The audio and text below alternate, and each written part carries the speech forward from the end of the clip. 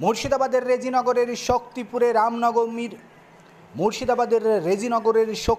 রামনবমীর মিছিলের উপরে হামলা নিয়ে এবার বিশ্ব হিন্দু পরিষদ সরাসরি কলকাতা হাইকোর্টের প্রধান বিচারপতির দ্বারস্থ হলেন।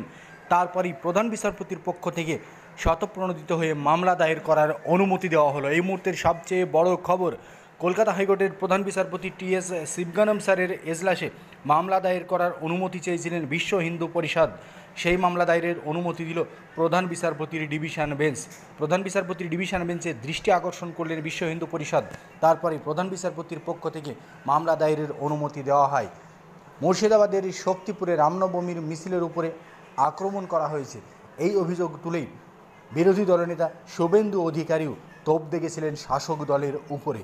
তারপরেই বিশ্ব হিন্দু পরিষদের পক্ষ থেকে আজ এজলাস খুলতেই এজলাসে গিয়ে মামলা দায়েরের অনুমতি চাওয়া হয়। তারপরে প্রধান বিচারপতি টি.এস. শিবগানমের বেঞ্চের পক্ষ থেকে মামলা দায়েরের অনুমতি দেওয়া হয় বিশ্ব হিন্দু পরিষদকে।